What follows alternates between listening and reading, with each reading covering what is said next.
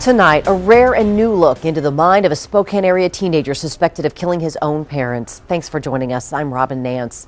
Bryan Kim's double murder trial gets underway in Superior Court Monday. And now KXLY4 has learned Kim has been writing poetry behind bars and his family posting it on the internet. KXLY4's Jeff Humphrey live at the Spokane County Jail where Bryan Kim's been locked up for more than a year. Jeff? And it has been a tough place for this teenager to finish growing up. You can tell by the poems that Bryan Kim has written inside his jail cell that he hates being inside jail, but he is even more unhappy about not having any control over his life. Bryan Kim was trembling the first time we saw him, shaking in fear, or because he was off his medications, or both. Now in poems, it appears that Kim has settled into the reality.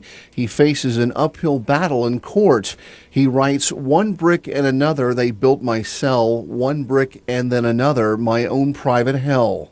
He seems to have a significant measure of intelligence and sensitivity looking at his poems.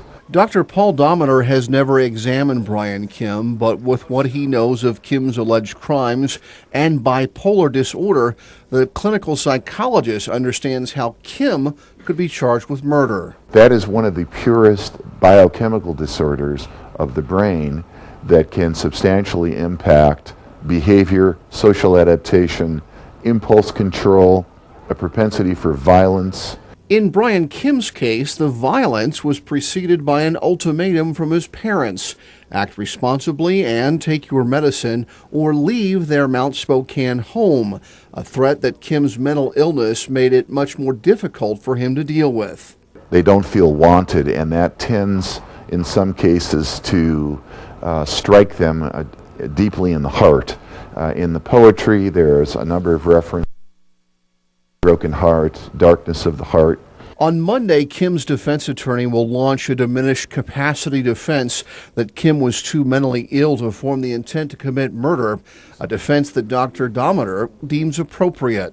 What would cause an adolescent to kill his parents, and an adolescent with a history of psychiatric disorder, it's very reasonable to look at the impact of that disorder on that adolescent's actions. And Dr. Dominer says one of the reasons Mr. and Mrs. Kim is dead and that their son is facing a prison term is that Washington State doesn't have enough long-term care facilities for mentally ill children.